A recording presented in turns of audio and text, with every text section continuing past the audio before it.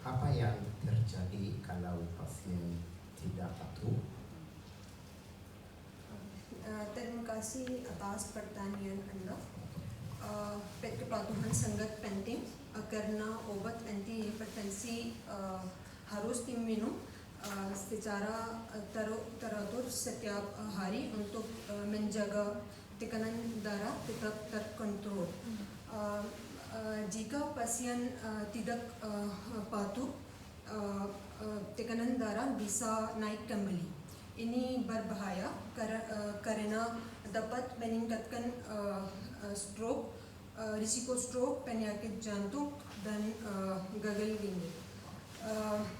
Penelitian menunjukkan bahwa sekitar 40-60% pasien tidak patuh terapi antihipertensi dan ini menjadi salah satu penyebab utama komplikasi serius pada pasien hipertensi. Penjelasan sangat bagus. Oke, pertanyaan yang kedua, menurut penelitianmu, apa yang bisa dilakukan farmasis untuk membantu pasien lebih patuh?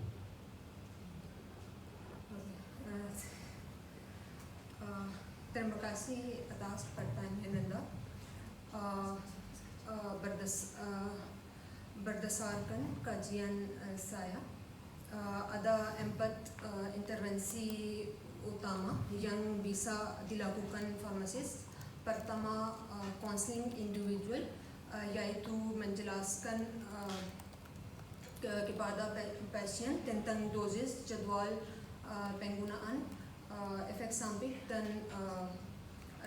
terapi, pentingnya terapi jangka panjang. Kedua adalah materi edukasi tertulis seperti leaflet atau booklet.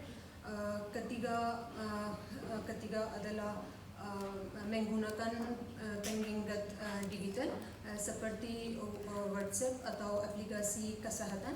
Dan keempat adalah follow up terjadwal untuk follow-up terjadwal untuk memantau perkembangan pasien. Semua penjelasan sangat baik. Terima kasih Mas Mbak. Oke, baik. Terima kasih Mas Edwin. Oh iya, terima kasih Mas Edwin atas pertanyaannya gitu ya. Oke, kita lanjutkan ke sesi berikutnya, yaitu sesi tanya jawab dengan Bapak Ibu dosen. Tadi kita sudah mulai ke seberang ya, menyeberang ke sana kemari ya. Baik, kalau begitu kita mulai dari sisi paling ujung dulu, paling ujung kiri saya, Mbak Damai. Silakan.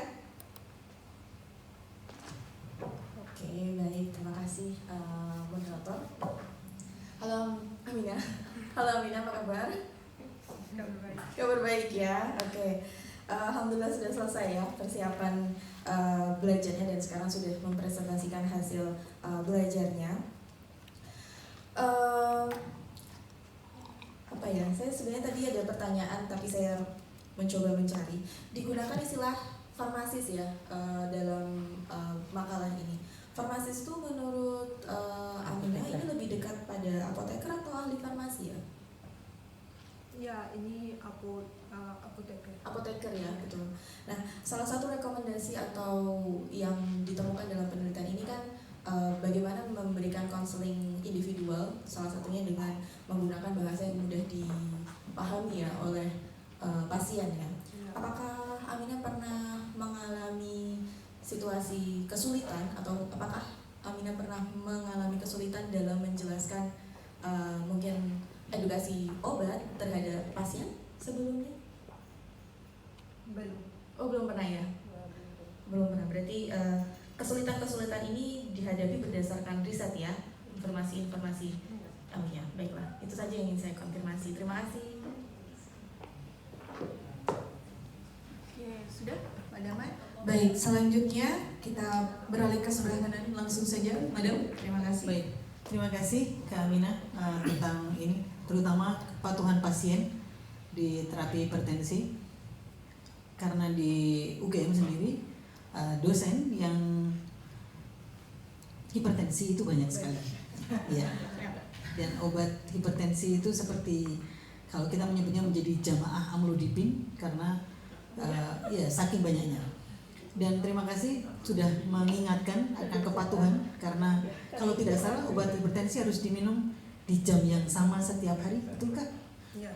Iya. Nah itu tampaknya kami ada masalah karena ada kelas-kelas yang membuat kami kesulitan kalau harus minum di jam yang sama. Jadi memang dosen-dosen ini tidak patuh. Begitu saja. Terima kasih sudah mengingatkan. Nanti saya sampaikan kepada dosen-dosen yang lain agar patuh. Siap, Menurut Madam. Mbak Ani.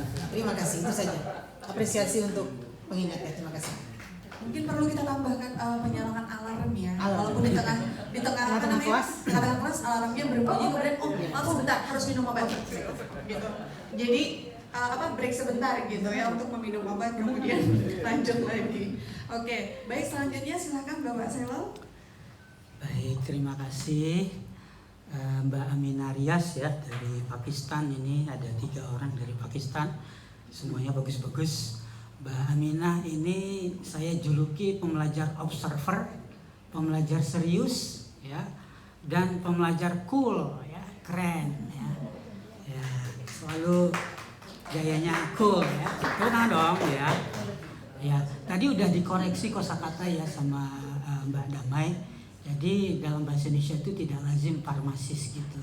Itu bahasa Inggris ya. Bahasa Indonesia itu apoteker. Jadi semuanya disebut apoteker. Kemudian tadi kosakata konseling individual itu mestinya konseling perorangan. Ya, karena diterjemahkan dalam bahasa Inggris ya, individual counseling. Ya, kemudian NG-nya tadi juga itu perlu selalu diingat ya, mengingat itu perkembangan ya, dan sebagainya.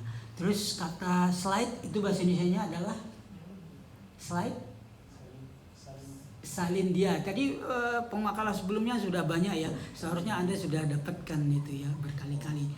Ya, saya ada satu pertanyaan Mbak Aminah. Hipertensi itu kan meningkatkan risiko stroke, gagal ginjal dan jantung. Oke.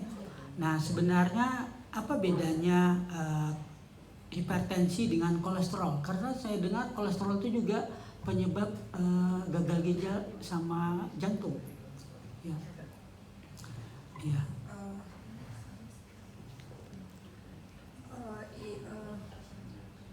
Kolesterol tinggi adalah salah satu sebab untuk hipertensi juga. Oh jadi kolesterol dulu baru hipertensi ya? Ya, ya. Oke gitu tahapnya. Kalau begitu obat-obatannya apa saja sih? Kalau apoteker tuh menguasai jenis obat ya. Saya itu sudah pengkonsumsi simvastatin. Ya simvastatin itu obat apa ya? Ya, semester. Ini for rendah kolesterol. Alhamdulillah masih rendah. Belum tinggi ya Bapak ya, ternyata rendah ya, ternyata sebaliknya seperti itu. Oke.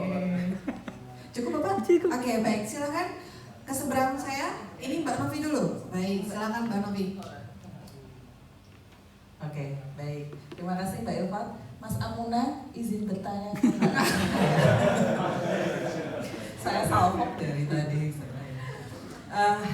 Mbak Aminah, terima kasih atas presentasinya yang bagus juga ya. Dan tadi dari Mas Ayub menjelaskan kanker, sekarang ada anti hipertensi, barusan Pak Sailal membahas kolesterol. Jadi kita harus menjaga kesehatan kita semua ya teman-teman. Oke, Mbak, terkait penulisan, mungkin saya ingin mengkonfirmasi saja satu hal. Karena saya melihat di rumusan masalahnya Mbak Aminah. Nah kemarin memang saya memberikan saran karena pada awalnya lokasi penelitiannya ini kan di Indonesia dan global begitu ya. Ya, kemudian di sini Anda sudah oke di Indonesia di rumusan masalah. Boleh ditunjukkan Mbak Karnes untuk rumusan masalah dan tujuan. Oke, nah di sini ya. Jadi di rumusan masalah pertama itu awalnya di Indonesia, kemudian di tujuan penelitian masih nasional maupun global. Jadi saya ingin mengonfirmasi penelitiannya Mbak Amina ini di mana fokus Anda, silakan.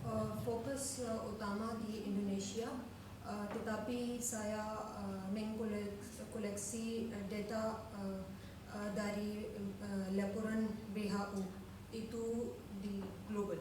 Oke, mencakup berapa negara? Sekitar around 50 negara. 50 negara. Indonesia ada di urutan berapa, Mbak? Tidak. Lupa. Oh ya, baik. Baik, terima kasih Mbak Rosi atas pertanyaannya. Terima kasih, Mas Amul ya. Mas Amul sudah berterima kasih lebih dulu. Silakan. Mbak Iza, ada pertanyaan? Tidak ada pertanyaan. Ya, jangan grogi ya, Mbak. Oke. Anda sudah bagus. Terima kasih ya. Baik, terima kasih atas penyampaian yang sudah disampaikan, pertanyaan dan apresiasi yang disampaikan oleh Bapak Ibu dosen.